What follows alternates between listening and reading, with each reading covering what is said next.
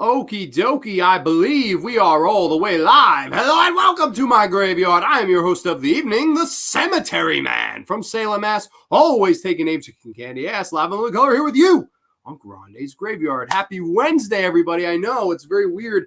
This and I'm not 100% sure. There may have been one other. This may be one of the very first Grande's Graveyard editions on a Wednesday night instead of a Thursday night. And there is a reason for that. I normally record Thursday nights, and this was originally scheduled to go on Thursday night. But I got invited to a party tomorrow night. My good buddy Connor and Ryan, who's watched the show a lot. Connor, and they've actually both been on the show, weirdly enough. Ryan was on for the Predator episode, and we had a great time discussing all things Predator.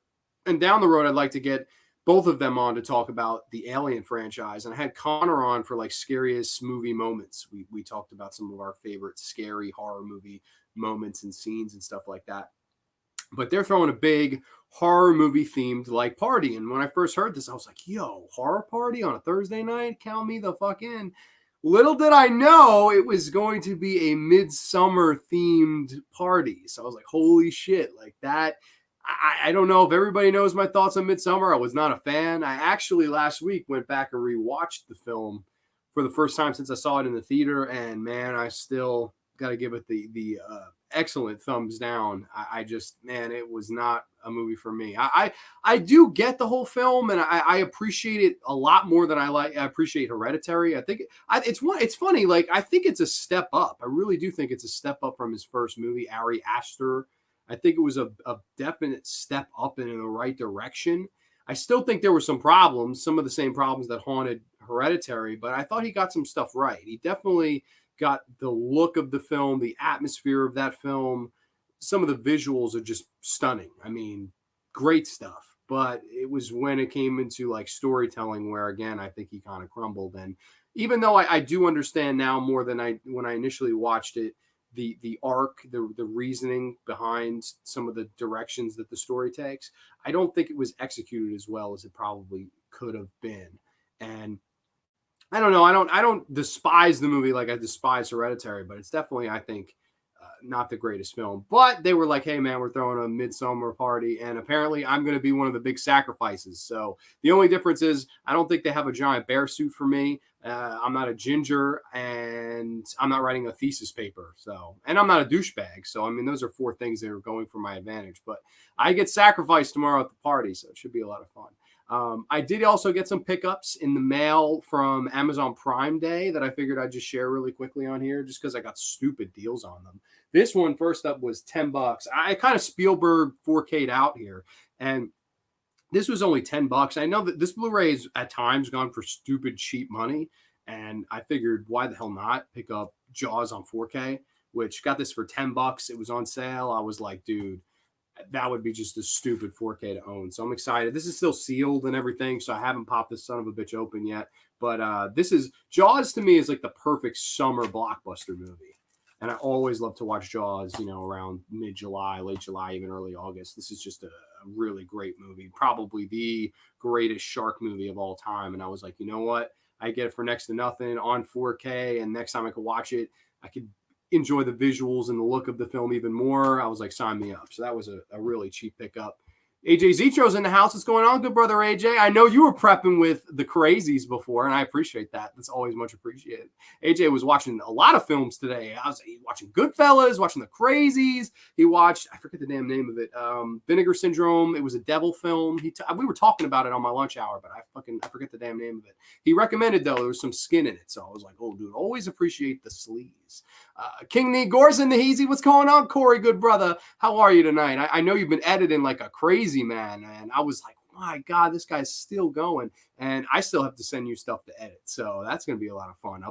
I won't drop it completely yet. I won't drop completely what we're planning here, but I guess little hints and little winks are fun along the way. I promise you, though, I will be sending you that stuff soon. I'm excited for that. Oh, and we're calling out names, throwing extra O's. How many vowels are we throwing in there? Some E's. I love it.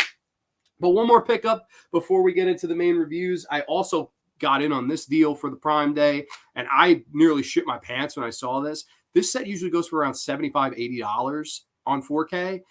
and it dropped down to $29.99, and I fucking couldn't have hit add to cart any quicker than I did. It is the 5-movie collection of all to date the Jurassic World / Jurassic Park movies on 4K Ultra HD.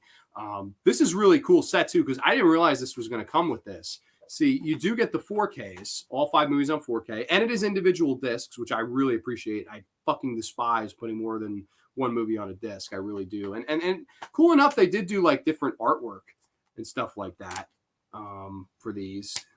Like they did the artwork for those films. Pretty cool stuff. If anybody wants the digital code, let me know. I've got the fucking digital code right here. I don't ever use these. If anybody wants these, I'll hook you up. 5 movies on fucking 4K if you want it. For free. I don't give a damn. But yeah, I thought that was cool that they gave the movies on 4K.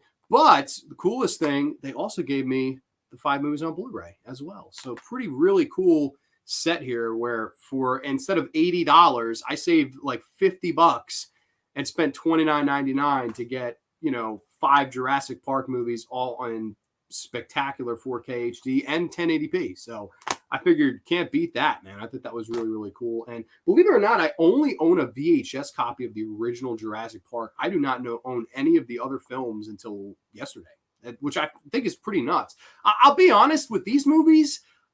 I'm not really big on the sequels. Like this would be Jurassic Park 2. I think I'll forever think is one of the worst sequels ever. I think it is a boring fucking film where Steven Spielberg was not in, like he was directing it, but he was not there. Like his energy, his heart, they were not in Jurassic Park 2. It was that film's missing an energy that the first one has.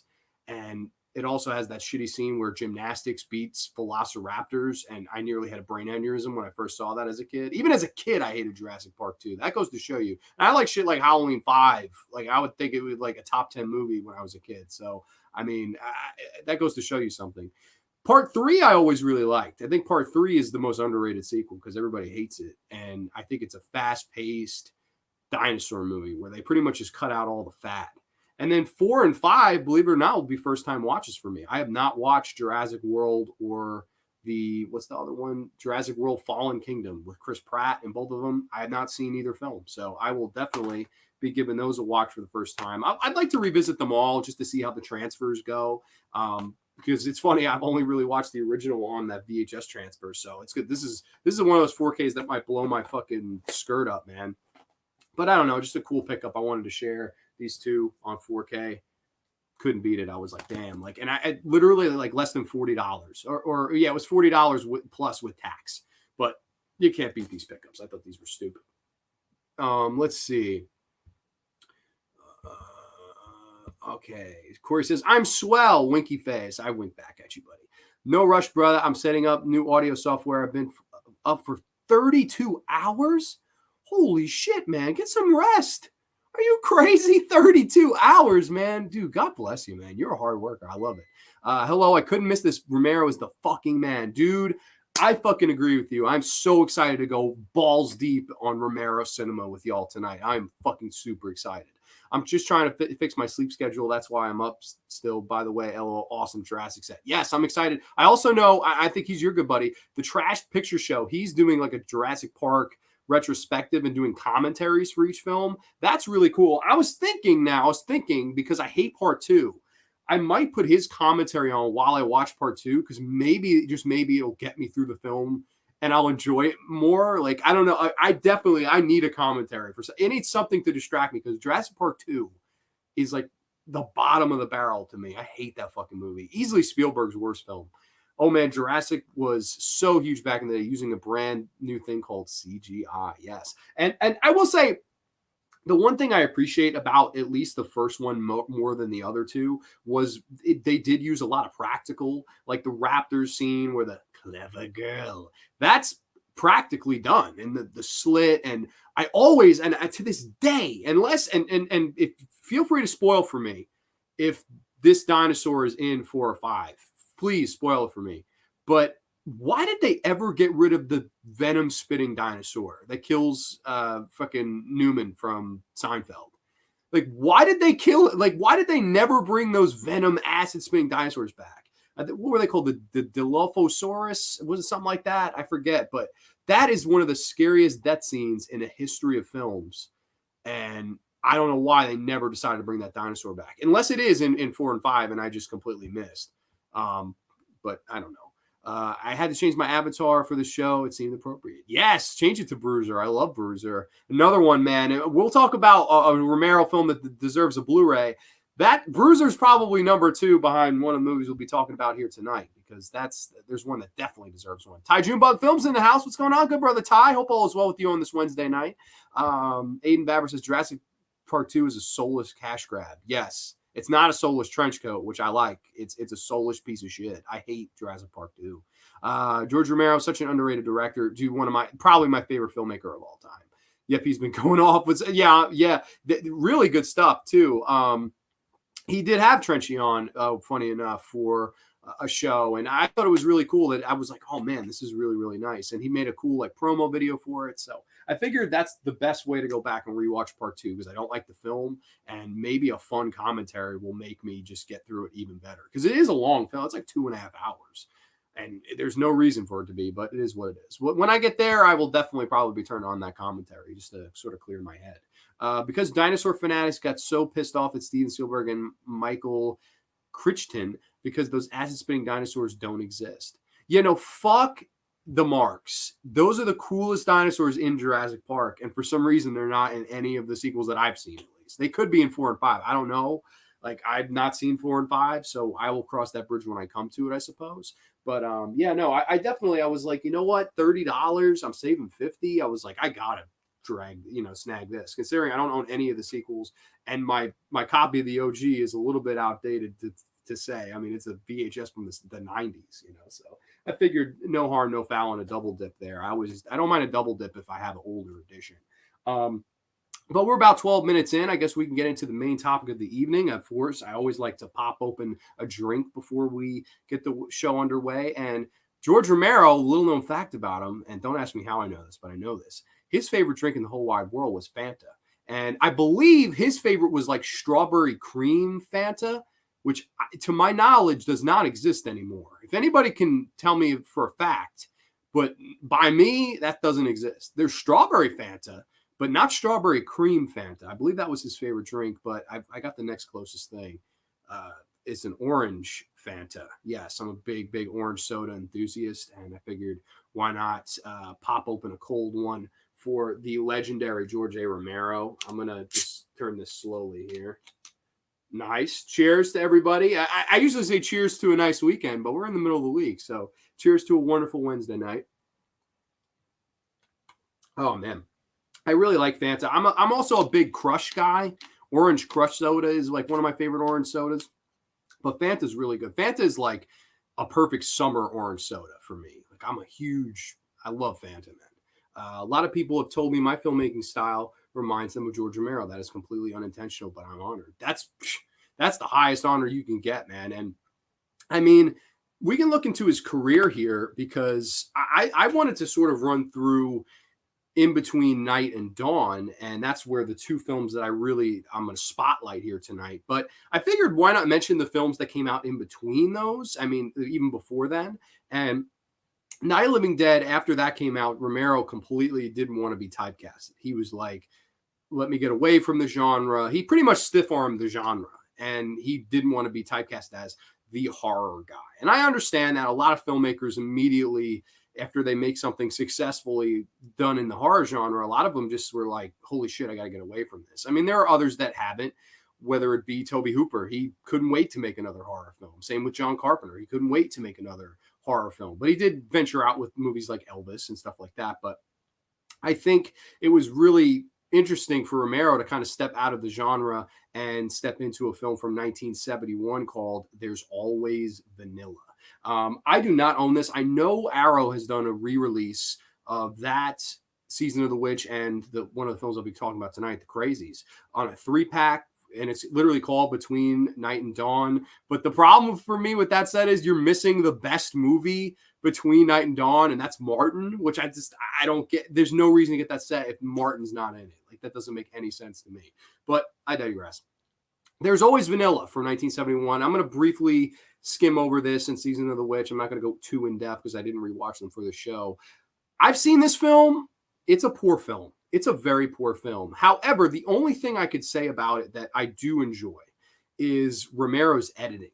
I think he's so underrated when it came to his editing skills. And like a lot of people were like, huh? Like we always think of Romero as a great writer, a great talker, a great filmmaker. And he is all those things. But I think his best accolade, his best like talent was being a film editor. He can make any film work and get a pace to work on any type of film. And there's always vanilla. There's not much there. It's a very average, bland love story between this like TV producer guy and this woman he falls in love with, it's actually Judith Ridley from Night of the Living Dead, who's one of 2 movies she ever did. Beautiful woman, but it's really, I don't know, it's a poor effort. It's probably his worst film he's ever made. And he himself, before he passed, actually acknowledged, he was like, number 1, I don't give a shit about that film. And he said, number 2, it's easily my worst film. He was like, the writer left halfway through the production. It was a complete mess. I had to finish writing the film myself. It didn't have an ending. And a lot of it, I mean, I'm not even kidding you, like 45% of the movie is monologue. Like, and it's a guy looking dead into the camera, just talking. And like it cuts back from that and him and the girl. And like it's back and forth. And it's just, no pun intended, but it's a vanilla film. It's a very bland, average film. Not a big fan of There's Always Vanilla. Then he would venture into horror again with a film called Season of the Witch. And that's from 1973, I believe, aka Jack's Wife. And it's a bit of a step up. It definitely has a good atmosphere to it. It's an atmosphere where I think it's funny. You see some of the atmosphere that movie has executed more effectively in a movie like Martin. But I think the problem with Season of the Witch is that's the one where it looked like he was hurting for a budget. That he desperately needed more money to make that film work. And while aspects of it do still work, I think that's the film that like he sorely needed more money on. Like what I know a lot of people tell you probably Day of the Dead needed more, but I would argue that Day of the Dead is the spectacular that it is because they didn't give him the $6 million. I really do believe that. Part of me wonders, well, what if he would have got the $6 million? And then part of me is like, well, he got $20 million to Land, and I like Day way better than Land. So I don't know. Like, would he? I don't know if we would have got the same Day of the Dead that we know and love today. And I'm cool with that because I think Day of the Dead is the second greatest zombie movie ever made. And I do think though that Season of the Witch desperately needed a little bit more money. And he even himself had gone on to say after it that if he ever could have remade a film, that would have been the film because he wanted more money. He wanted a little bit more known acting kind of cast. And, I think that definitely would have worked. And I think it would have worked more down the road. But it does have that good 70s grit, 70s grime to it. And, of course, the use of the Donovan song, Season of the Witch. Must be the season of the witch, yeah. Must be the season of the witch. Bow, bow, bow. Awesome song. I mean, I just love that Season of the Witch song by Donovan. Aiden says, Our released those 3 films separately on Blue. Yeah, they released them separately and they released them in a set together. And it went for like $85. And honestly, man, I'm not a big fan. There's Always Vanilla's bad. I will go out. I am the biggest Romero mark ever. It's a bad film. Season of the Witch, passable. Maybe like 5.5. The Crazies is the only good movie of those 3. Like I would definitely be like, oh man, I want to see the 4K restoration because I do have the Blue Underground one and I think that looks fantastic. So I didn't upgrade on any of those. Maybe someday if they ever drop, but they've been about $25, $25 to $27 since they've come out. So I'm like, How do you know that George Romero's favorite drink was strawberry cream Fanta? Ty, if you have your email, I will send you later why I know that. If I don't want to spill the beans on here. And it's more of a picture representation as to how I know that. Romero went on to say There's Always Vanilla was his worst film. I couldn't agree more. It's a poor effort. Yeah, it really is. It's a poor film. It's like an experimental film for him, but unfortunately that experiment failed. I still would have loved to have seen Romero's The War of the Worlds in 1980 that he was going to do after Dawn of the Dead. Yeah, no, part of me thinks that would have been epic. But I don't know, like, part of me, again, thinks Night Riders was the better option for him. And it was more of a film that he wanted to do. And I think that it was more his speed. Like it's funny, when you think epic, George Romero can come to mind. But, I mean, look at a lot of his films. Like, I definitely think Dawn feels more grand than it actually is. Like they make you feel like it's a global pandemic, but they don't show you that much. They really don't. And that's the genius of it. What do we see? A fucking news station, a city or two in fucking Pittsburgh, then the mall. That's all you see in Dawn of the Dead, yet it felt global. It's actually brilliant, man. That guy could make so much out of nothing. And that's what I think his great talent was.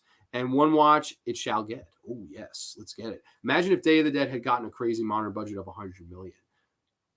That would have been nuts. Isn't it crazy, though, that, like, he wanted 6 and they wouldn't give him 6 million? Like, that's a joke now. Like, if you look at all the horror filmmakers that are making, like, successful horror filmmakers, like, imagine if they said to Jordan Peele, no, we're not going to give you 6 million. Like, what? Like, that's fucking crazy. Like, but that, I guess, in Justice to Inflation, maybe it would have been different. Like, what would 6 million equal then as opposed to now?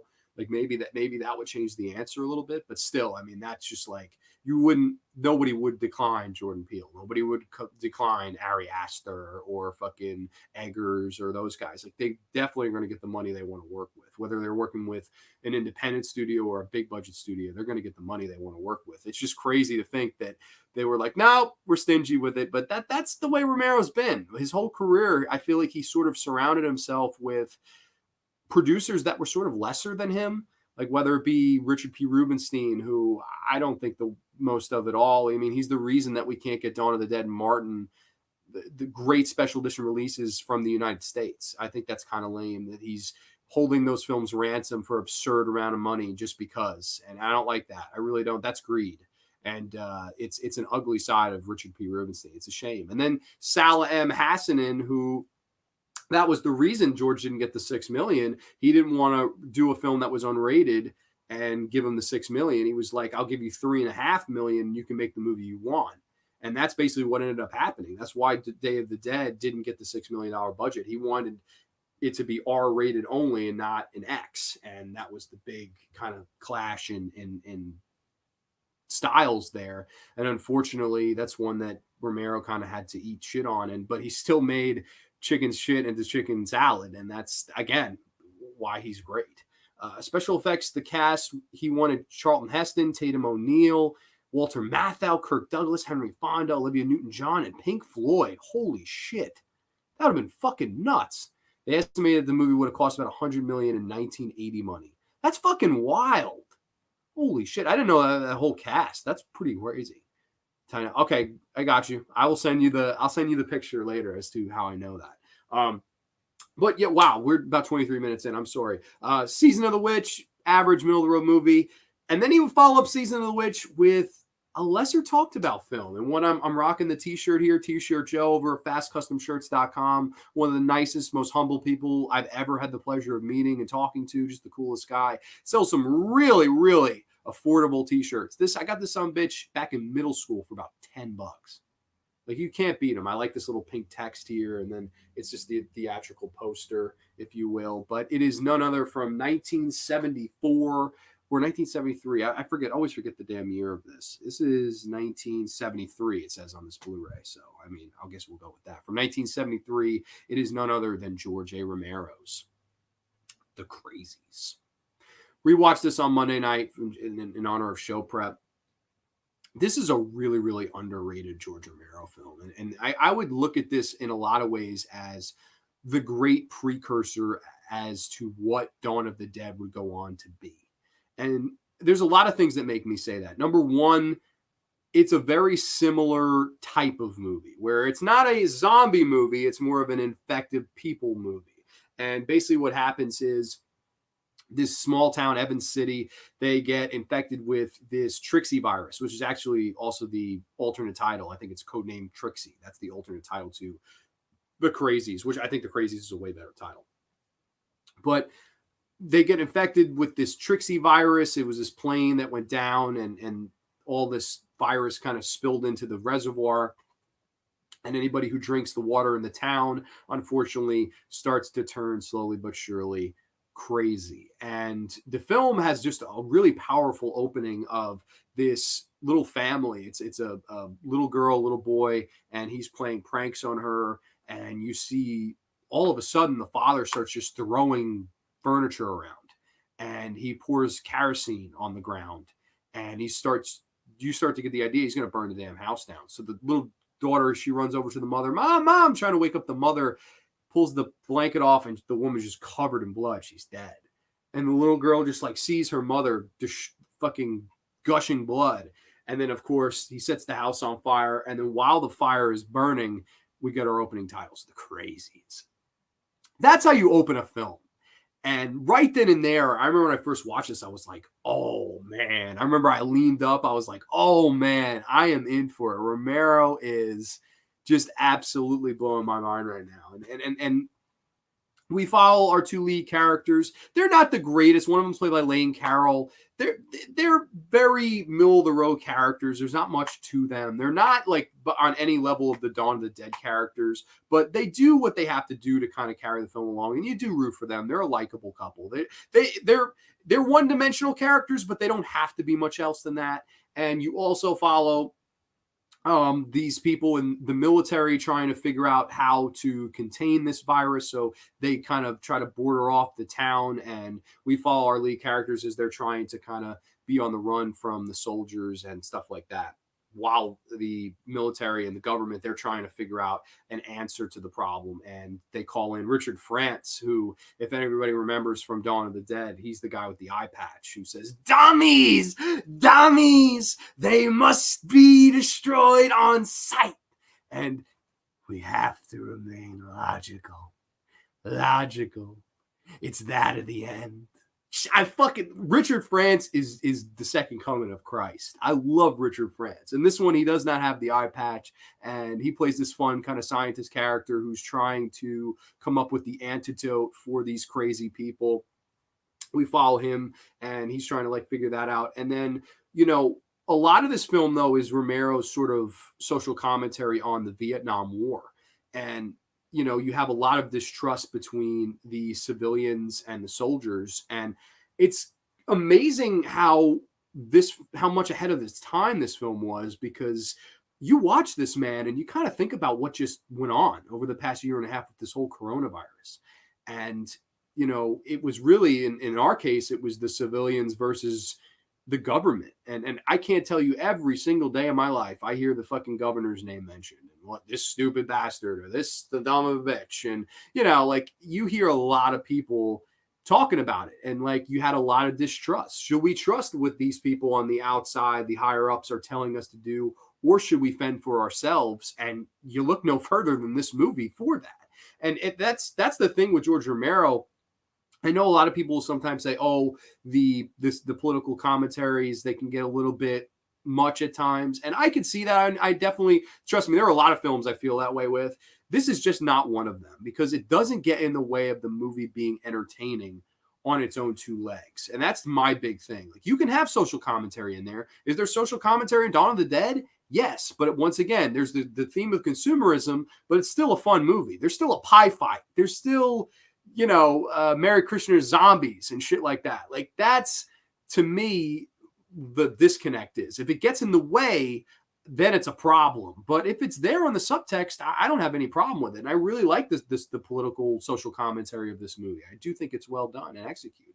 I also will say this: I have not seen the Arrow transfer. I'm sure it's probably better than this, because Arrow is just amazing. And it was a 4K restoration, so I have not yet to see that transfer.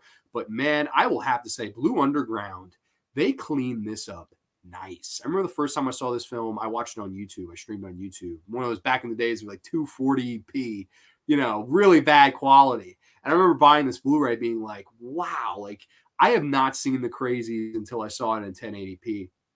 The colors of this movie just pop off the fucking screen. And a lot of the color palette that this movie uses would be used when he turned around and made Dawn of the Dead. And that's why it's really another great precursor to Dawn. It's because he uses a lot of those vibrant colors. In Dawn of the Dead, he uses a lot of reds. In this film, he uses the color of green. Just majestically. I mean, some of the fucking shots in this, it's just like, I'm sitting here the other night and I was like, wow, like this is so beautifully cleaned up. They did a great job with this transfer, in my humble opinion. This is 11-year-old. Yeah, I think 2010 was when this Blu-ray came out.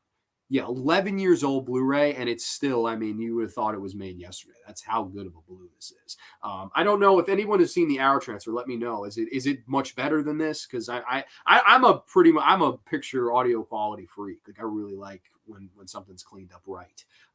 Maybe I would double dip. If somebody said it was that much better than this, I would double dip on this because I really like this movie. We get into some comments here. The crazy just gets better with age. Yeah, I remember when I got laid off and coronavirus first started. I had a 3-month gap where I got laid off, and the first movie I watched. I was like, there's no better time to watch this. And it's a way more horrific movie if you watch it after, the whole COVID-19 thing. And I was just like, holy shit, like it's way more effective now. Because before then, it's okay, this is just a movie. That could never happen. Holy shit, then it did, The Crazies Answer My Phone is really good, and the original is so much better than that crappy remake. I am not a fan of that remake. See, what they did with that remake, they really upped the volume. They really tried to make it more like the Crazies were running, and in a lot of ways, they tried to do it more like Dawn of the Dead 2004. And what they missed, though, was the heart. Dawn of the Dead 2004 had some heart to it and had some really good characters. And not to say that the characters in the Crazies remake were terrible, but they just don't, again, even though these are one-dimensional, if one thing I could say this movie could have better characters, the remake has even worse characters. So it's like the one thing they probably could have done better, I still think they could have failed on. But again, that movie, though, the rules were way off.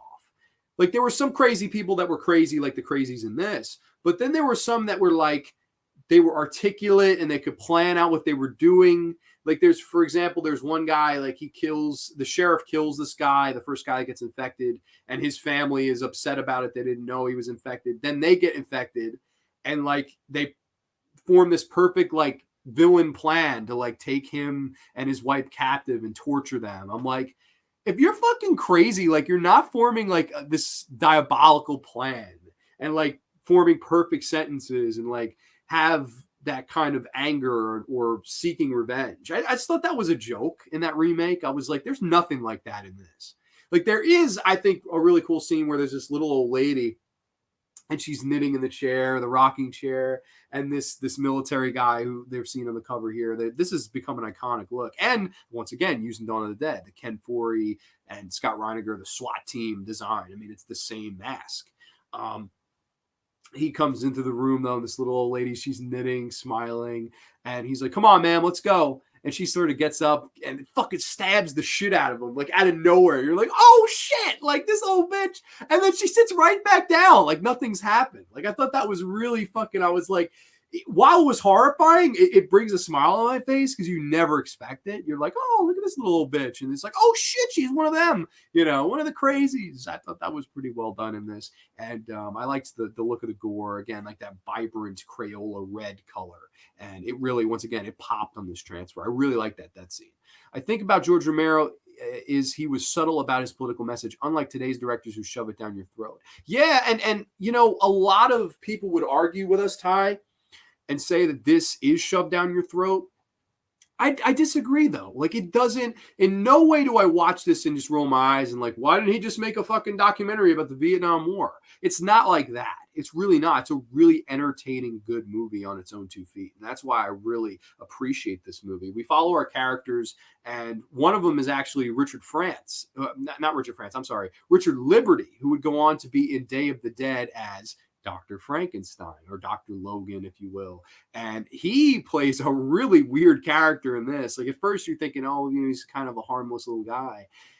He's actually this sort of incestuous father who abuses and rapes his daughter played by Lynn Lowrey, who's another kind of 70s scream queen, incidentally. And there's a cool 15-minute interview on here with her, and she talks about I Drink Your Blood with the rabbit meat pies, the Crazies, of course, David Cronenberg's Shivers, which is probably my favorite role from Lynn Lowrey, just a great performance by her. And she went into singing a lot after she did film of the 70s. She did a lot of 80s theater work, and then she went on to become this singer. And it's really cool. Like that interview was really cool. That's really one of the only features on here. There's an audio commentary with George Romero. That's cool. I've listened to that in the past. Not this past time. I just wanted to appreciate the film for what it was. But that's a good commentary for sure. And I thought that interview with Lynn Lowrey was cool. Other than that, this is pretty bare bones Blue. But again, this is a Blue that really drives home. But it's a really weird scene with Richard Liberty and her, where at first you're thinking like, oh, he's just this protective father. And then you kind of realize it like, holy shit, like he's clearly molesting her. And like, that's something that you would not expect from a Romero film. Like it feels very off in this. Like it feels very much more David Cronenberg. And weirdly enough, in movies like Rabid and so on and so forth, that he would kind of rip that motif off of the sort of incestuous relationships. And I thought that was interesting. I was like, wow, like Romero went there in this one. Like, does it have to be in there? No, but it sort of makes you hate that character more, I think. And you feel more bad for Lynn Lowrey. So I think that really worked for me, even though it doesn't have to be. I think it was something that a theme of this movie that worked. I wish he could get more work. George Cameron Romero, the son of George Romero, is a very good director. Yeah, I would love to see him get more jobs for sure. Is it too scary? Grande, why you making me scared of scary movies? This one can be pretty scary at times. I think it's pretty well done. Lowrey is a smokestack. Yeah, and I believe, double check me on this one, AJ. I wasn't sure, and I wanted to fact check myself, but I forgot to. Work got really busy today. I apologize. I usually very prepared with these shows, but I'm not. I think I'm positively right on this, but I'm not sure. Lynn Lowrey, was she a centerfold? Was she a Playboy centerfold? Or am I crazy? Like, could somebody fact check me on that? I am not positive, but I believe she was, which is crazy. Wow, Jesus Christ. I mean, pun intended, I guess, even though it wasn't. That's crazy to me that Lynn Lowrey was actually a Playboy centerfold and at the same time was making all these sort of low-budget horror films. And she has easily the best death scene in this movie, where she starts to go cuckoo and she runs out in the middle of the field and all these kind of soldiers swarm her and she's sort of, running in circles around them and sort of taunting them, and they shoot her in the stomach. And they do this great close-up shot, Romero does. He pushes in on like from here up and she just goes, oh, and crumbles as this small little herd of sheep run by in the foreground. I don't know why it works. And even she said this on the audio or not the audio commentary, the interview on here. She said, like, when we filmed it, I thought, blah. Like she was like, I wanted to tell him that I didn't think it was going to work. And she says, but years later, I still get people come up to me and say, that's the best death scene in the film. That's the scene that really stands out. And I really do believe that. I think that scene, for some reason, the aesthetic wise of it, and it's such a cold death scene. After you just found out what she's gone through her whole life with this incestuous father, and, to see that she turned and then ran outside, finally free from this guy after he's hanged himself, only to get shot down right in front of us and just, and then crumbles to the floor as this kind of beautiful shot ensues. That's classic George Romero, taking a chance on something that may have failed miserably, I think. Like, to me, that could have failed miserably, that scene, in my opinion. And even she said that. But again, I think it's one of the most effective scenes in the film. She sure was fire. Yeah, the ending scene of Shivers, where she's in the pool soaking wet, watching the lead guy get swarmed. She's just standing and giving him the fucking, like, the shit out of that guy.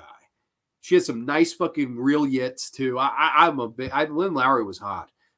It really sucks because of COVID. They get rid of Playboy magazine. Jesus, I didn't even think of that. Yeah, no, you're right. She's a hottie. She's also one of my favorite Grindhouse movies. I Drink Your Blood. Yes, and weirdly enough, she wasn't originally going to be in that, and then they couldn't find a role for her, and then the director was like, "You're too beautiful. I'm going to find a role for you in this." I know she had worked with Lloyd Kaufman even before that film. I was just, I don't know. I thought she did a really good job, especially like around this time. For some reason, she just kind of became somebody that appeared in a lot of B horror films. Yits! Yeah, AJ loves when I use the word yits. I love big yits. I'm a big yits enthusiast, man. I'm just a big fan, especially real yits. But fake yits are fine too. I mean, I'm a fan of any good looking yits. You would think in this trying time, Playboy would make a man and maybe some women feel good. Well, I think it'll come down to the almighty dollar with them for sure, in my opinion. Thoughts on the revamp, the remake of the Crazies? You mean?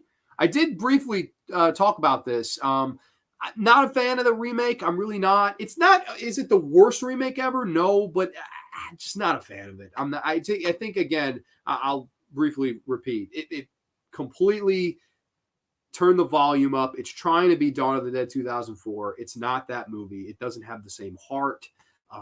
And I think at times it really kind of broke the rules of this. I hated, there was a scene where like the fucking wife and the son of one of the guys that kill in the beginning, like they formed this plot to like capture Timothy Oliphant and his Rhoda Mitchell and all them. And like, I hated that. I was like, dude, they're crazy. Like, what are they fucking forming a plot and a scheme for? I just thought that was really weak. In that remake. Not the worst remake in the world, but I don't think it's got nothing on this personally. But getting back into this, there's a really fun shootout scene where they're running through the woods and there's this chopper and they're shooting at the chopper and eventually they take it down. Pretty cool practical explosion.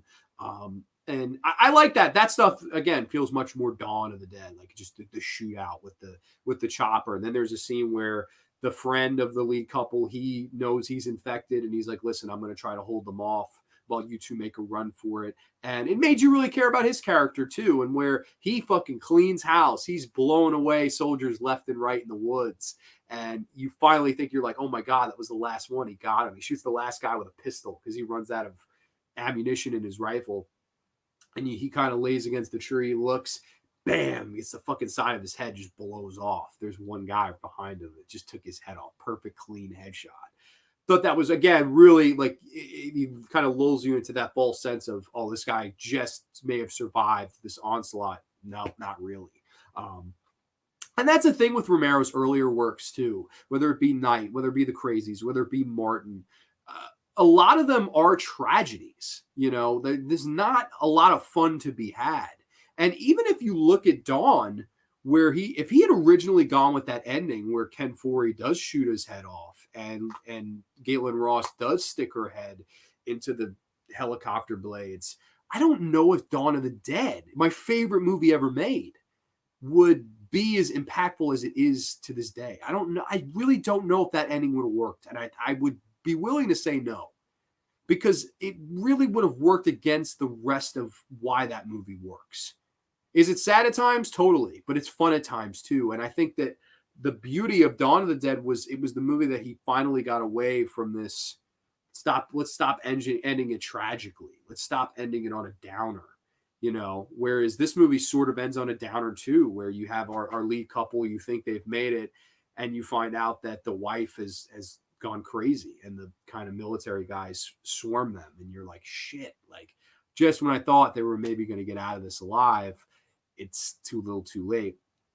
And they also kind of hints that, oh, it's spread to another town. And there's this one guy who, and I thought this was very noteworthy. The actor, I forget the actor's name. He plays the lead scientist guy. Lloyd Holler is his name. He plays one of the lead like military guys. There's a scene towards the end, like right at the end, where he's taking his clothes off and this helicopter comes in to take him away. He undressed fully, but like naked, whatever. They don't show you any of that. They don't show any male nudity in this, thankfully, in my opinion.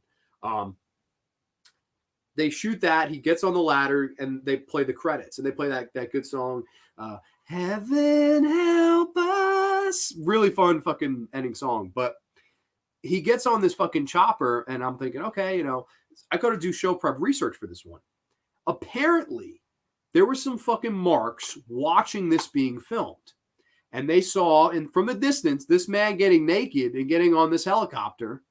And they thought this was a lot different movie than what it actually was. And it actually fucking got to the point where these people sued George Romero for making, like, not a snuff film or a porn film, but they were like, listen, like, we saw this guy get naked and get on a helicopter. Like, what the fuck?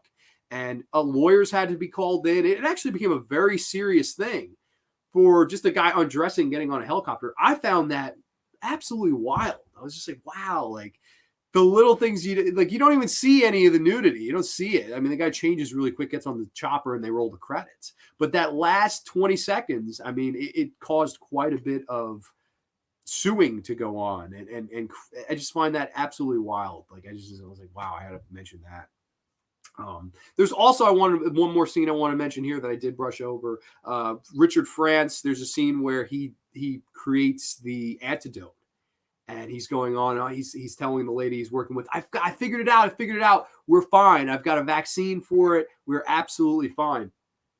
So he runs out of the laboratory, and the building is just jammed with people. And one thing leads to another. He's trying to get down to tell the people in charge, listen, I figured out the solution. He tells the woman, there's no time for me to teach you, of course. Convenient. But again, we're working against the point if he told her. He runs down the steps, and there's so many people, he actually falls, gets trampled, and dies. And the vaccine is just like broken in a vial next to him. That's classic George Romero. Once again, if they could have just let the poor guy go down the steps, cleared the steps for him to get down to that office, maybe, just maybe, this entire pandemic could have been avoided. And again, I can't tell you how relevant that is. Who knows if when this first, in real life, when the COVID stuff started, if we had just fucking listened to then, maybe it wouldn't have become worldwide. Maybe it would have still. I mean, I guess everything has a way, but it really does make you think. That scene with Richard France, when he's like, oh, I've got it. I got the solution. Our worries are over. And he gets killed in the process. You wonder, like, does something like that maybe happen? And it's, maybe I'm thinking too far, but it's definitely something that crossed my mind when I watched it. And that's why I think George Romero was a genius. The guy was so ahead of his time. This movie, if it was made today, people would be like, oh, it's just a commentary on the coronavirus. But no, this was talking about it before the thing even existed, and then a lot of the Vietnam War. And I don't know, I just think this movie is a really, really underrated little gem from George A. Romero. This is The Crazies from 1973. I'm going to come in at a rifled score of 7.5 out of 10. I really do enjoy this. I highly recommend this blue. I don't know. Once again, nobody seemed to comment on, I'm not sure if anybody's picked up the Arrow edition of this. I'm sure it's a better transfer, and I think there's some more features, which for that I'd like to pick it up because I'd like to hear more from this film. Like, this is one of those films that you don't ever, like, Romero always mentioned this film a lot in passing. Like, he was like, oh, I scraped together a few bucks to make The Crazies, but he doesn't ever really go too in depth on the film. I wish he did. I wish he did more. The commentary's good, but I'd also like to hear from the rest of the cast. I don't know. I think this would be cool to see more features, so maybe I will one day double dip on that Arrow edition. But that is The Crazies. Love this movie. 7.5 out of 10. And I don't think we have any comments, so I guess we can go on to the next one. I think a slug of my Fanta here, because this is some good ass fucking Fanta, man. Oh man, that's good. I'm sorry for the hiccups, but very delish. But that brings us to our next movie, and this, I guess it'd be nice to mention that none of these three movies he made after Night of the Living Dead were really commercially successful. And it's unfortunate. It was really a big theme in his career. I mean, he didn't make that many commercial hits. Critical hits, he made a ton.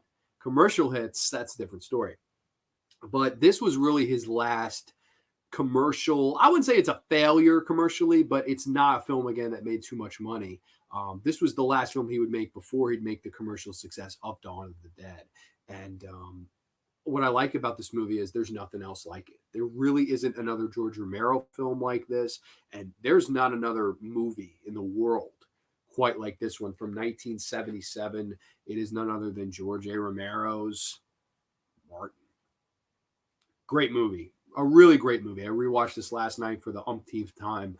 I love this one. And you're probably wondering, what the fuck edition is that? It looks like the VHS case, but it's the DVD. Yes, this is actually, funny enough, and way back in the day when these guys actually existed. I definitely don't think you'll see many of these guys at conventions anymore, at least. I bought this off a bootlegger.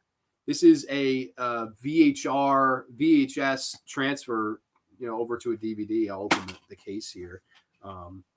VHSPS is what it says on the disc here. I don't know how well y'all can see that, but yeah, this is basically a VHS transfer on a DVD. Cool case. It's the VHS cover art, which I really, really like. I like it a lot better than the other editions. I believe, who was it that did the other two releases of Martin? Anchor Bay did one. I like that. That's like the purple and yellow color scheme. I liked that cover.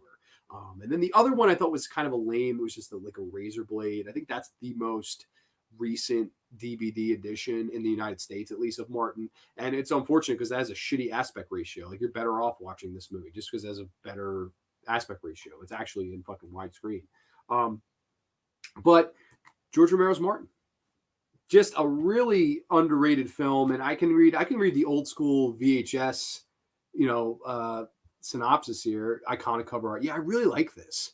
Made in the USA, and see it with someone you're sure of. And that, it makes you think, well, wow, is this more of a classic vampire film? But it's really not. It's a very different vampire film. Martin is very interesting. It's a very different and unique movie. Yeah, and that's why I really like it. There's nothing else like Martin. But I guess I can read a little plot synopsis on the back of the VHS now. Martin is a charming young man. Though slightly mad, he freely admits the need to drink your blood. Yes. Tatakuda, which it's actually spelled wrong. It's Tatakuda. T-A-D-A. They spelled it T-A-T-A.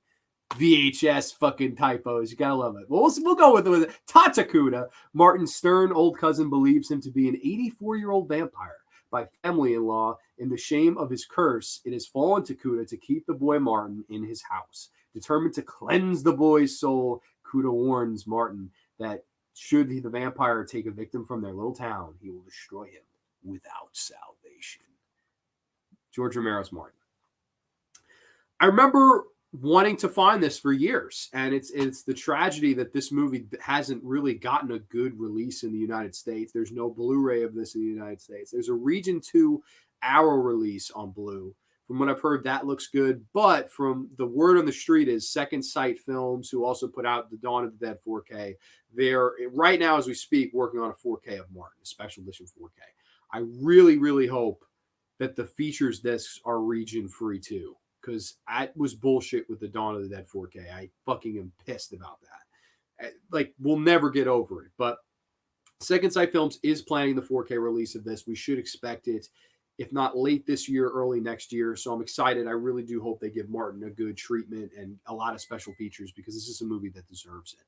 And I think there are a few horror movies that deserve Region 1 Blu-rays or Region Free Blu-rays. The two that come to mind are The Hitcher and this film right here, Martin. I look no further than these two. First of all, it stars John Amplas, who was a theater actor in Pittsburgh, and George Romero had actually gone to several plays where John Amplas was the star of these plays. And Romero was like, man, there's just something about this guy I really like. I really would like to work with him. And he casts him as the lead. And what's really cool is he worked with John Amplas numerous times after this, but John Amplas was never the lead in any other film other than this one. It goes to show you how loyal Romero was. Where Ed Harris was the lead in Night Riders, he's a very bit role in Creepshow and gets picked off. Where John Amplas is Martin in Martin, he turns around and is the father from Father's Day in Creepshow. And he's also in Dawn of the Dead as Martinez, which, it's funny, they made him try to look Puerto Rican, which is like, he would be canceled now, but I thought that was pretty funny. But yeah, no, it's really cool. And also Day of the Dead. John Amplas worked with George Romero a lot. But here he is as the lead as Martin. And right off the bat, I could just say that even though he is a murderer, a serial killer. Uh, on paper, he should be a non-sympathetic character. There's something about him that's endearing. And I think partially, and people will probably laugh at me, but it's his eyes. He has very endearing eyes, like very kind eyes that kind of draw you to him. And there's a gentleness to him. At one point, one of the women say, "You remind me of this old cat I used to have." And I think that's pretty funny because it's completely accurate. Martin is like a cat, just is quiet, somber, lurks around the house all day. It's a perfect analogy for it. Tatsukuda sounds like a really bad science fiction movie or warrior princess name. Yeah, I don't know why. I don't know why they misspelled it there. It's Tadakuda, Tada. I don't know why. And I bet Princess Tada would have big tatas in the. Princess Tada has big yits, big yadas. I love big yits. That's what I always loved about George Romero. He understood that stage actors are the best actors he will ever get. Yes, and he wasn't the only guy. That's the coolest thing. I mean, there's so many other like guys like Joe Pilato, women like Laurie Cordell. A lot of them did stage work. And I really like that he was able to work with these people and give them chances. And like, I think the biggest thing with George Romero, what I really like about his earlier works, they all have that homemade feel to them. Like they're mostly shot in Pittsburgh. They're mostly with a lot of the same people. This is also the first appearance of a Tom Savini in any George Romero film, stashless Tom Savini, which I thought was pretty funny. I don't think this was the first movie he ever did special effects on. I think it was the second, but this was the first one where he really got to try to use gore in a bigger part of the film. And I really like the stuff he does with Tom Savini. There's a scene where this guy gets stabbed in the neck and they do this nice little gore shot. Of course, the ending scene, which I don't want to spoil for anyone who hasn't seen this, even though I will get into spoilers later. But that's a very gory scene, the final scene of this movie. And I think that part of me is like, right off the bat, I love how endearing a character that shouldn't be is. They open this movie on a train where Martin is going from one town to the other to meet his cousin, and he's planning on killing this woman. And the way Romero shoots it is so brilliant. He has Martin open the door, and immediately the film turns to black and white. And the girl turns that he's trying to kill and like reaches her arms out to him. And it's almost just like this gothic look. He gives a very gothic tone to these sort of memories / fantasies that Martin experiences. Martin opens this door and sees this at first, kind of shakes his eyes, and now he doesn't see it anymore. And in my interpretation of that, which, and again, I love it's open to interpretation. I could be completely wrong with this, but this is how I see it. I look at it as that's what Martin's fantasy is. He wants to kick down this door and have this woman embrace him with open arms, but she doesn't. And that really, really hurts Martin's feelings. It really does. And he kind of cowers in the corner. He gets his needles ready to sedate this woman. He attacks her, sedates her, and ultimately rapes her. But while he does, he takes a razor blade and sort of does this gimmick where he cuts her wrist open and just drinks the blood after he has raped this woman. And then we get the opening credits. Martin, John Amplas, all this stuff. I remember, once again, it's another just like the Crazies, where when I was like, I leaned forward, I was like, holy shit. Like, I am so invested in this. Like, that's a great way to open up your film. And I just immediately was like, wow, I am so drawn to this little movie here. And the rest of the movie, it's kind of just him, everyday life in the town. Some of it's him scouting out victims. There's a lot of it where he's talking with Christine Forrest Romero, who went on to marry George Romero. Actually, they met from this film. He would go on to marry her the following year, and she's actually in Dawn of the Dead as a cameo with him. Seems like the sweetest lady. I've watched many interviews with her. Seemed like the nicest fucking woman ever. I really like Christine Forrest Romero. And she does a really, really good job here. She gives a very good performance as a family member of Martin's who she's just trying to tell him to stop listening to I want to call him Tadakuda now. Tadakuda. And she's telling him to just live his own life and stop listening to the craziness. And a lot of this gets me to think that, like, what would I think, you know? And what would I do if I was told from birth that I'm this vampire and that I'm this monster? And every now and then I get these memories, what I think are memories, but what Martin thinks are memories, but what I personally think to be his fantasies, kind of reoccur to him. And what would you do if you were told you were a monster from your kid, right? You probably believe it. If you've been told you're great your whole life, you're probably going to believe you're great. If you've been told you're this horrible, evil monster, or as Tata Kuda says, Nosferatu, he keeps calling him Nosferatu, you start to buy it. But what Martin does, and what George Romero, again, is sort of trying to say is, why do vampire movies always have to play by these rules? Why do they have to be scared of the cross? Why do they have to be allergic to garlic? Why do they have to be killed with silver? Like all of these rules, we can't go out in the sunlight, blah, blah, blah. Martin is the movie that kind of debunks that and laughs at that. And is like, we respect that, but that's all just the movies, right? Here's reality. And that's why I really appreciate Martin. It's a realistic vampire movie where this is really more of a serial killer who believes himself to be a vampire. And it's a lot of the stress that one has from a young age and believes in all of this nonsense, but also dreams for something more, literally dreams. And we see these dreams come to life in front of us as Romero kind of shoots them gothically. I can't forget to mention Michael Gornick, who went on to direct Creepshow 2 and some episodes of The Golden Years. This was the first time he worked with George Romero as cinematographer. Of course, he was the DOP of Dawn of the Dead. This film here for cinematography is just absolutely incredible. This film has such a nice scope to it. And it really does deserve that 4K transfer, because, man, it would be so much more appreciated, I think, with the nice scope. Like, this is a very grainy, scratchy VHS. And I love that. I mean, I love all of that stuff. But, man, to really appreciate Gornick's cinematography in this, I think this needs that special edition blue. It really does. And I would like to see an interview with him, because they do a lot of handheld shots where he's just following Martin go from street to street delivering food somewhere. And I really like that. I like that it's not as crisp as some of Romero's other works. Like, it's very industrial feeling at times. And I like that. I think there's a charm there.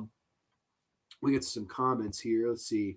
Acuna Matata, dude, yeah, Acuna Mayetz.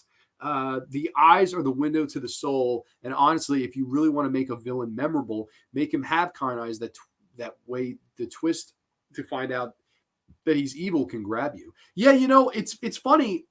I don't know how much you're intended to root for Martin. Like, I don't think I don't know. I really, to this day, I've seen the film a lot. I don't know if you're supposed to hate Martin or like Martin.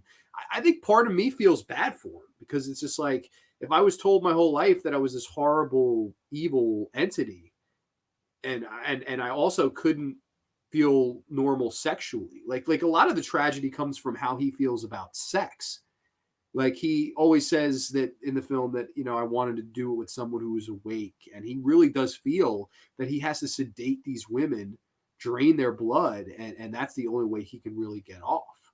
And there's a tragic element to that. Like, imagine feeling that was the only way you could actually be sexually satisfied. That's horrifying. That's not something you'd see tackled in most vampire films. But again, sex is a big theme when it comes to vampirism. Look at a lot of Dracula movies, Daughters of Darkness. I mean, there's a lot of skin shown in vampire films, and this is no exception. That's one trope that that stays the same, but it's tackled in a much different way. Here's a guy that was sexually feeling inept and sexually feeling that he wasn't enough, and that's another part of that life that just keeps weighing down on him. There's so many things that sort of keep Martin down, and that's sort of why it feels like a sympathetic character, in my opinion. In a lot of ways, this movie reminds me of Richard Ramirez, the serial killer. Yeah, I heard, I watched a review of this where somebody was like, "Oh, this was Dexter before Dexter." I don't agree with that. I didn't see that personally with this, but I thought that was a funny take on it. But yes, it's you could very much look at this like a serial killer film. Like, it's much more along those lines than your straight up vampire film. But I think that there's some really, really well done stuff in this. Of course, probably one of my favorite sequences in any George Romero film is the home invasion scene in this movie, where Martin pretends to be this deaf guy earlier in the day. He visits this woman in her house. He overhears that the husband's going to be out of the town. The husband's played by Richard Rubenstein, which I thought was crazy. He's like, "Oh, I'm going away for the weekend." So Martin's like, "Okay," in the back of his head, "I got it now. Like he's going to be out for the weekend. She's my prey." And he kind of has this remote where he opens up the garage door. He sneaks in. He's very careful about what he's doing until he breaks into the house and finds out that the wife is, of course, having an affair on Richard Rubenstein. Good, fuck Richard Rubenstein. But she's having an affair on him with this other man. And Martin breaks in. He's like, "Who are you?" to the guy. The guy turns. He's like, "Oh, easy," thinking it's the husband. And she's like, "I don't know this motherfucker." Jumps over, bam, injects him with the sedative, and he's like, "Oh shit, he drugged me," and stuff. And there's this whole kind of tension-filled scene where the guy's looking for Martin in the house, and the woman's trying to call the hospital, and Martin's kind of on the other line trying to dial the numbers and try to fuck up the calls and stuff like that. And it's a really, really well done sequence. It's really intense. And I like when it finally gets down to Martin and the woman, and he kind of stares her down. And he's just like, "Please, like, don't scream, don't fight me, just accept that you're gonna fall asleep and you're gonna wake up in the morning," lying to her, right? And the rest of the scene plays out where he's cleaning up the mess, and you hear he's talking on the radio with this announcing guy who is just absolutely having a ball, kind of laughing more at Martin than with him. And there's this whole thing where he's talking about how he has to be careful with killing people. And, you have to stay calm when people get nervous, because when, people get angry, they're never calm, and all this stuff. And it's funny. He really speaks very monotone. Like, it's not a lot of emotion behind what he's saying, but it's a lot of truth behind what he's saying. Like, even saying that sentence, like, "Oh, people are never calm when they're angry," like saying that, it's like, yeah, like, obviously, but at the same time, yeah, he's very right. In a situation that people are going nuts, be the calm one, be the one under the radar that could sneak out the back door when no one's looking. That's kind of the mentality of Martin. And I like the guy on the radio is poking fun of him. Little did I know before, I think, not this past time, but the time before, I never realized it's Michael Gornick as the radio guy. That's who he's talking to on the radio. It's Michael Gornick, the cinematographer. And they have all these kind of heart to hearts late night where Martin is saying there's never any real magic, and all these movies, they get it all wrong. And Dracula always has all these women around him. He goes, "It's not like that. It's not like that at all." And he said this one line that absolutely sticks to me since the first time I saw it. He goes, "If it was magic and the magic were real, that would be one thing. But in real life, you can't get people to do what you want them to do." And when he first said that, I remember thinking, I was like, there's a lot of truth to that. A lot of us want the most, and we want these extravagant things. Like, no matter if it's a dream job, a dream gal, we have a lot of dreams. We have a lot of aspirations. We have a lot of fantasies. And that's what Martin lives in. He lives in this deep, dark fantasy, in this gothic world that he can't seem to escape. But he just wants that fantasy, any of them, to come true. And that's really the tragedy of Martin, is even though at parts some of that stuff does come true, he does kind of kindle up this relationship with this woman. Even that sort of kind of goes south and sour, where he finally has sex with someone who's awake, and he falling in love with this woman. And there's a scene where she's crying and, "Oh, I can't conceive kids," and stuff, and you're like, "Oh my god, like, that's horrible." And there's one point where Martin goes to see her, and she's committed suicide. She's cut her wrists in the bathtub.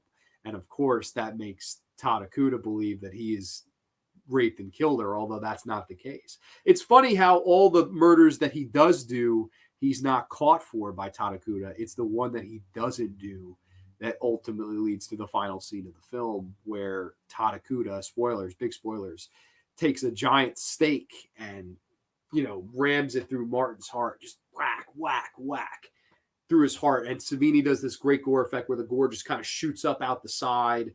And it's just it's a stunning visual. It's crazy because the first and second acts, they take their time. Like they really expand. And in the third act, it's just kind of like 3 or 4 significant things happen and it really abruptly comes to a finale. But I think it's really the only way you could have told this movie. It's that you couldn't really have stretched out the ending. I don't think. But again, on a side note, there are other things I want to mention. There is a cameo from George Romero who plays a priest in this film. And it's really funny. He's talking about like The Exorcist and how he thought it was a funny movie.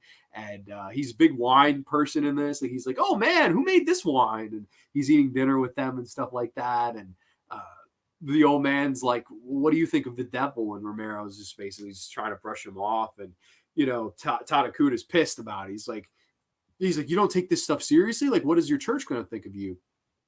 And Romero just sort of brushes him off to another priest. He's like, maybe you should talk to Father Zulimus. He's a lot older, you know? And he just kind of brushes him off, pushes him off to this older priest. I thought that was pretty funny. I was like, oh man, like that's fucking something I would do. Like get this fucking old man off my case, man. Another thing too, I really liked the relationship between Christine Forrest Romero and John Amplas. I really liked their kind of family interaction where he's looking at her through the stairway at one point. He's going down the steps and he looks over and he sees her on the phone arguing with Tom Savini.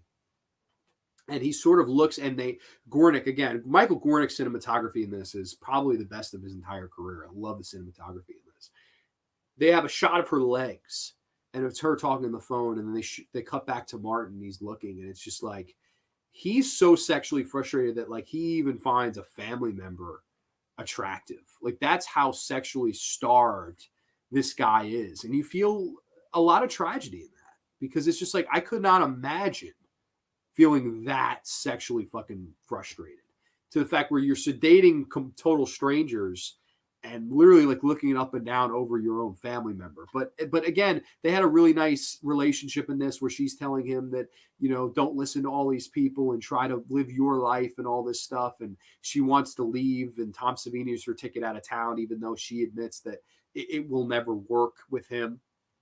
He's really just her reason to get out of the house. And she leaves. But before she does, I like the little scene that she has with Martin on the porch. And she goes, I'll call you. I promise I'll call you. And he goes, no, you won't. And she's just like, what do you mean? And he goes, people leave where they are to get away. And they want to forget where they were. And she's like, Martin, don't worry. I'm not going to forget about you. And he's just like, listen, if you weren't going to forget about me, you'd be staying right now. You're leaving. You definitely want to leave this baggage behind. And I understand that. I understand that I was not baggage that you were unkind to, but you get that sense of she wants to call him back morally, but she's not gonna because that's just the way it is. Again, really good. I liked the character relationship between those two. I thought it was a really underrated element and aspect of this film. Aiden says, I always thought Martin and Bruiser were Romero's most overlooked films. More people need to watch them. Yes. I completely agree. Martin is such an underrated masterpiece to me. This movie to me is like I would say it's one of, if not the most underrated 70s horror films, like easily for me. Trenchy's in the house. Trenchy, I mentioned you before, man. Somebody said, I think somebody said the remake of The Crazies was soulless. And I was like, it wasn't the good soulless like Trenchy. What's going on, my friend? Hope all is well with you tonight. Still got to see these two. Yes, I highly recommend. I really, really like both of these movies for sure. But on another note with this movie, I think in a lot of ways the final shot, right, of Tadakuta in the garden, and you hear people on the radio calling in, asking about the Count. That's what they keep calling Martin. Oh, the Count, and all this stuff. And I think I know who the Count is. That's the last line of this movie. It really makes you think like that this guy kind of left a legacy that's sort of begging to be looked into, and how he mesmerized all these radio listeners and this radio announcer. I don't know. I really like that. I think that was really, really good storytelling. And I think it's something that kind of makes you wonder. It's a good extra layer that this movie has. These little heart-to-hearts he has with Michael Gornick, the cinematographer, on the fucking radio with this guy. I just think that's so cool. I really do. That's sort of an element that I think a lot of movies, don't have. And once again, I think from a direction standpoint, Romero really knocks this out of the park. I really like the older sequences where it turns from color to black and white, and Martin's running around this mansion and chasing this girl, like chasing her up the steps and dreaming of laying in bed with her. It's that argument of, is this his memory of this time long, long ago where he was a happy person and sexually satisfied? Or, in my opinion, what it is his fantasy. It's what he wants to be. And that makes his character all that much more tragic. I think it's a very deep film. It's a really deep film, and you do have a little bit of social commentary of Romero discussing this decaying town in Pittsburgh. From what I understand, at the time of filming, this was an actual decaying town. Like, it was really going for the worse, and there are a lot of scenes that kind of hint towards that. But again, it doesn't beat you over the head with it at all. But it is there, and I think it's very prevalent. It's a down film. It's not a film you're going to watch and smile and like get up and be like, oh man. It's a pretty depressing film. Probably his most depressing film, I would say. But I don't know. I definitely think it tackles themes and uses gothic atmosphere, and was really unique and different at a time where all horror was really unique and different. And whereas The Exorcist gets its due, The Omen gets its due, Alien gets its due, Halloween, Black Christmas, Texas Chainsaw Massacre. These are all 70s horror movies that get their due and are remembered for being the classics that they're remembered for being. But I would dare to say that George Romero's Martin is right up there with them. I really do. I think this is a masterpiece.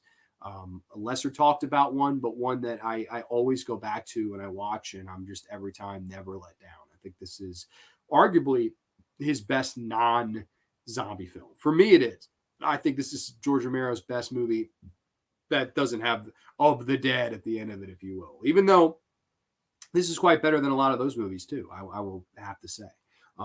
And it's good to know that even though this didn't make a giant commercial splash, that Dawn of the Dead would go on to do that. And instead of filing for bankruptcy, Romero decided to make this and then Dawn, and then Dawn became the big commercial success, and he was able to pay back all the people that got him there because he didn't want to sell out his investors. And I appreciate that Romero did that.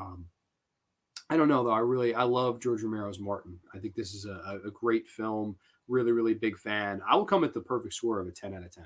Love this movie. Never ever get tired of it. And I think it's one that really sorely deserves that special edition blue, because I love this bootleg. Don't get me wrong, but that 4K can't come fast enough, because that's a movie that will really benefit from the upgrade, I think. Romero wasn't just a great zombie filmmaker. He was a great filmmaker, period. Exactly. Completely agree with that. Martin, Bruiser, Night Riders, The Dark Half are great stuff. Completely agree. And I would throw these movies in too. The Crazies. I would throw in Monkey Shines. I would throw in a lot of his movies. I think, I know he didn't make too many, but I think a lot of them are really, really well done. You know what? I don't blame you. Martin is probably Romero's best film that doesn't have a zombie. It isn't. It really, and I know it was Romero's favorite film he ever made, which I thought was really cool. Like, all these zombie films he's remembered for, all the segments in Creepshow he's remembered for. It's this movie that Romero really felt was his pinnacle as a filmmaker, and I think that's really cool. And then once again, you think about why I like Dawn of the Dead. I always say it's the most grand movie ever made, where you have comedy, action, horror, great character development, fun special effects, a good pace. This movie has a lot of different things, but it's in a completely different tone. Like, this is a great tragedy. It's a great character study. It's a great fucking unique vision on the vampire lore. And it has a lot of heart to it, a lot of psychology to it. It has those gothic, almost feels like an art house film at times when he's going through these kind of fantasy world visions. It feels very artsy, but it works in this movie. It's not overly done. It's like he used hints here and there, right? A hint of art house, a hint of gothic, a hint of that 70s grit, because this does have that 70s grit to it. And the whole discussion of there's never any real magic. It's just all tragedy. And no matter how much I could dream for that great big fantasy, reality always lets me down. And that's really the tragedy of George Romero's Martin, I think. I wish Romero got more opportunities. I agree. He's a guy that, I think what really plagued his career was working with the wrong producers, whether it be Richard P. Rubenstein, whether it be Sal M. Hassanin. Like, number one, I don't think they ever were right to him. And that's a big problem to me, because if you turn out the quality that George Romero was turning out, it's a shame to know that a guy like Sal Hassanin was like, I'm not giving you 6, I'm giving you 3.5, because I'm scared that the movie won't make a big money. And that's a shame, but he felt that way, and that's why he only gave him the 3.5.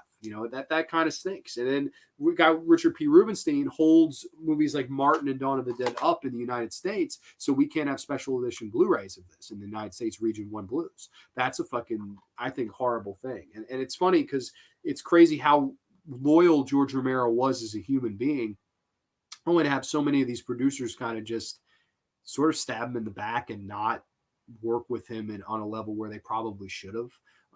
That's the thing I think that really held him back is a lot of the business sides of Hollywood. And it's a shame, because his talent was, to me, one of the best. And I think what I love best about George Romero, I watched a brief interview he did on Martin, because there's not too many long ones, but he said Martin was a movie that came from my dreams.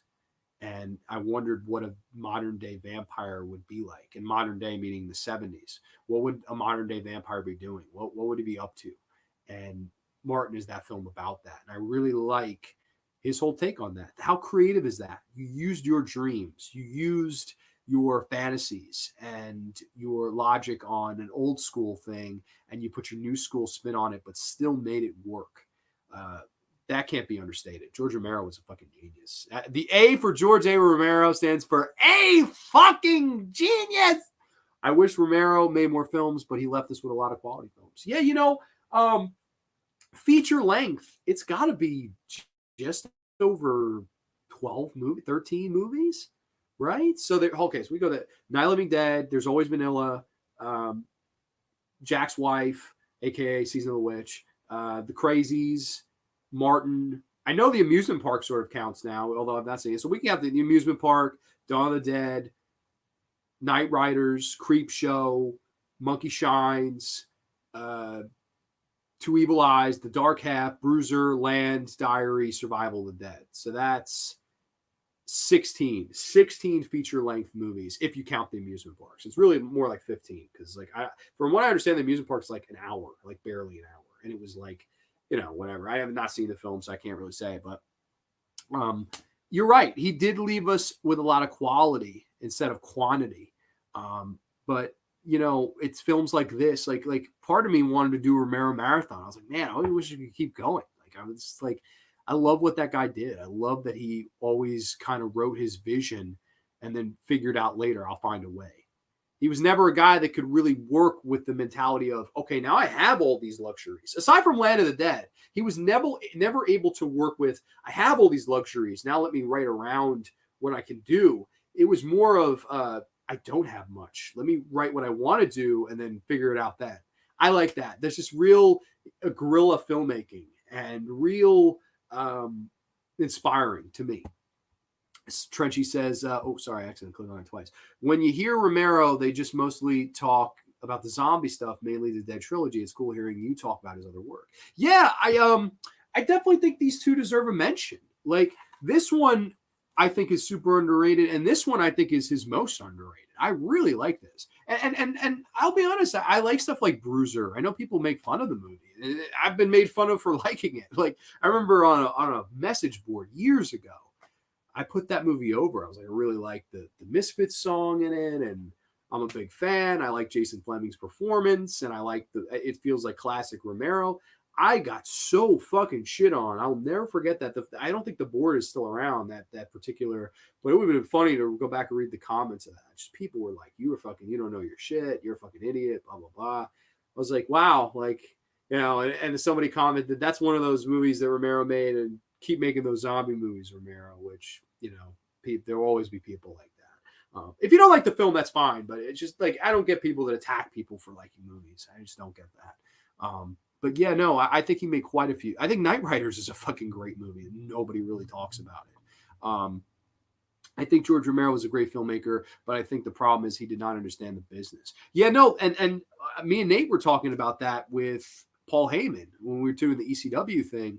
That's a guy that had all the creative ideas in the world and all the psychology and can motivate lesser talents to be top tier talent. And I look at the horror movie equivalent or just filmmaking equivalent. That's George Romero.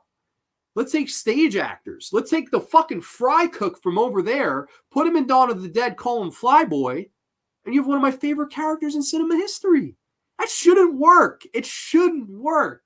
I can't go to a fucking Burger King and cast somebody to be in my favorite movie of all time, Dawn of the Dead. But he did it. It's just fucking wild. Like, I agree. He definitely didn't understand the business side, and he got fucked a lot with the business side, and it's fucking depressing because that guy should have seen a lot more money in his day than he did, in my opinion. I think the business treated Romero and Tobe Hooper like crap. Yes, I would say Romero much more than Tobe Hooper. Tobe Hooper, at least, like, he got 3 picture deals.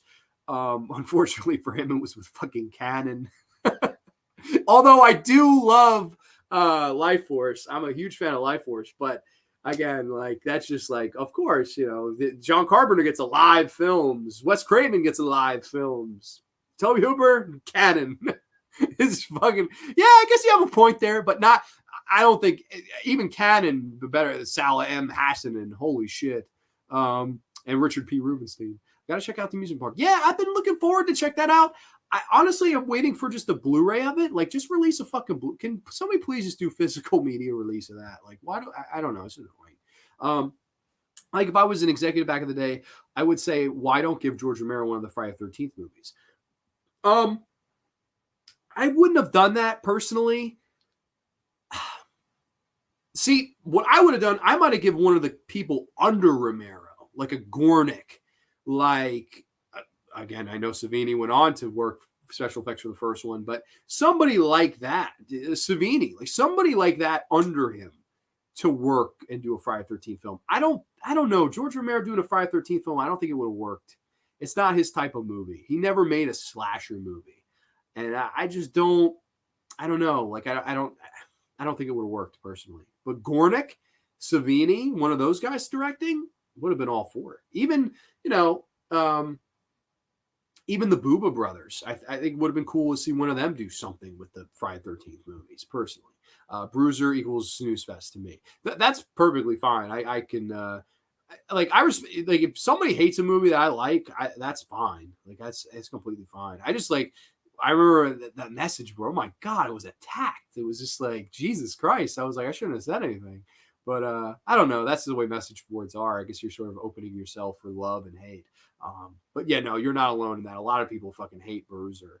But I enjoyed the film. I don't know why. I always have. I remember the first time I saw it, I was like, what the fuck? I was like, why is there not more love for this? And everybody was like, it's a piece of shit, Grande. I was like, all right, teach their own. I know Aiden likes it. We'll get to his comment in a minute.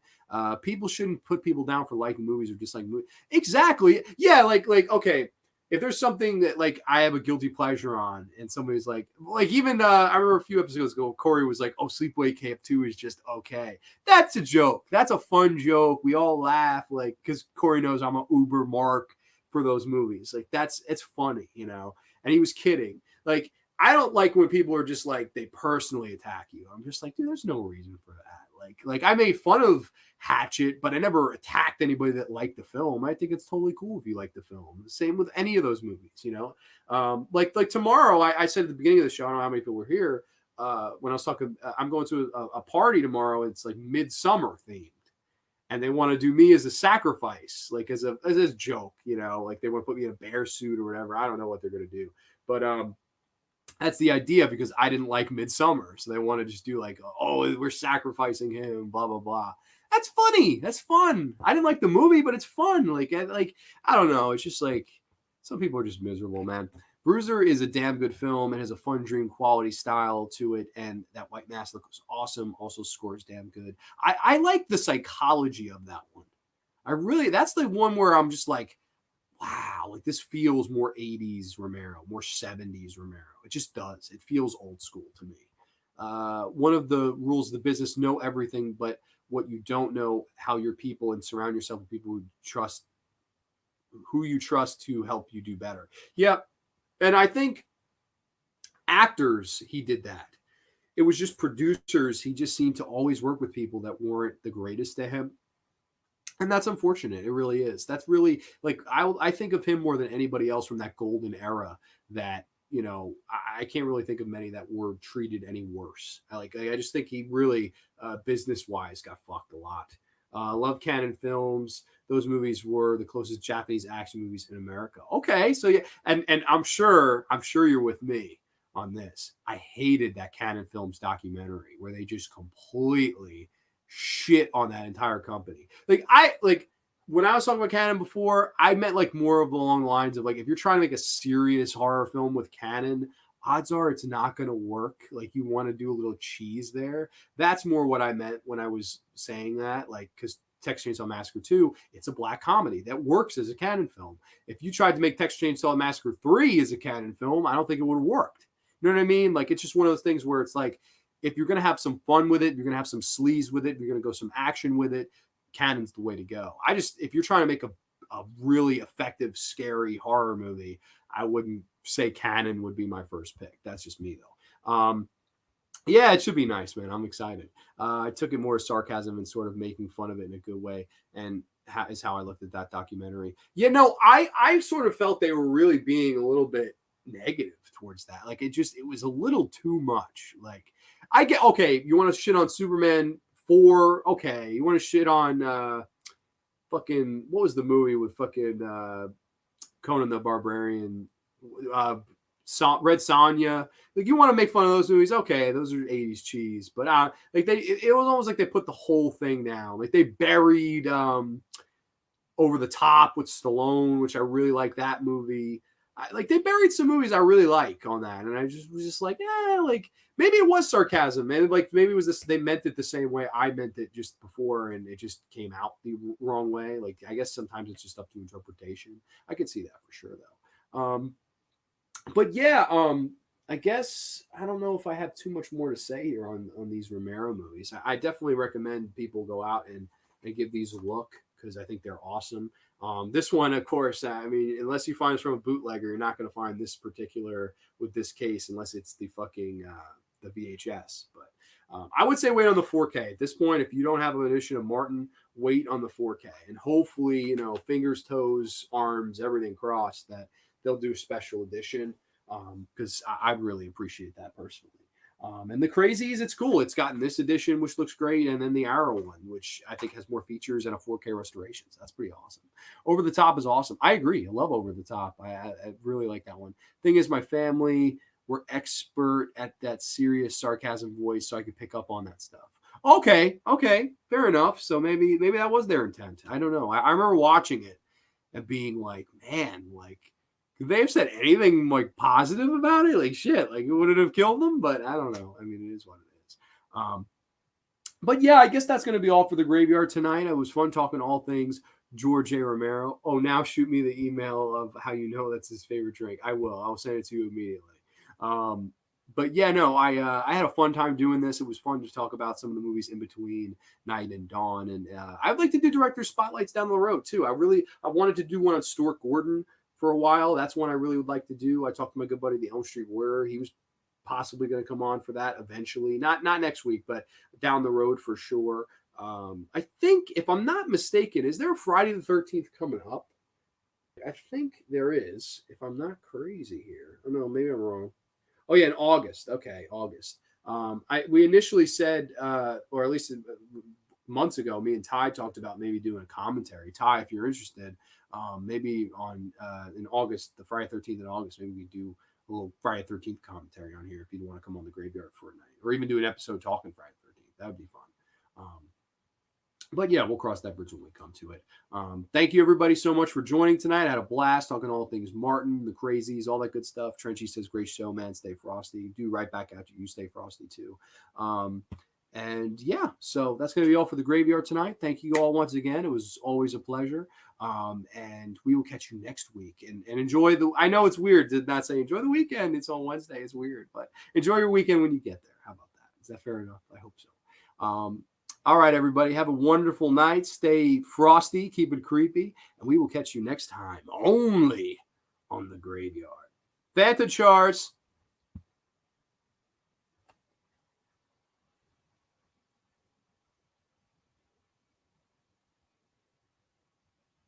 I can't hold this that long.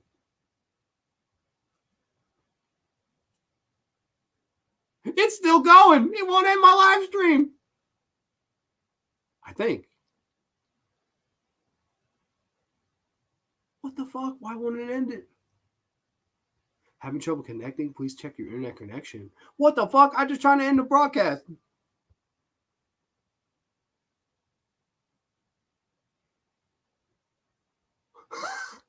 This is so anticlimactic. Why won't it end the stream?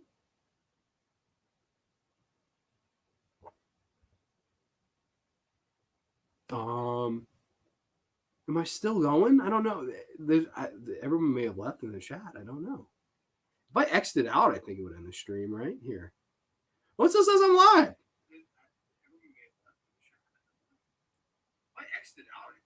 This won't end.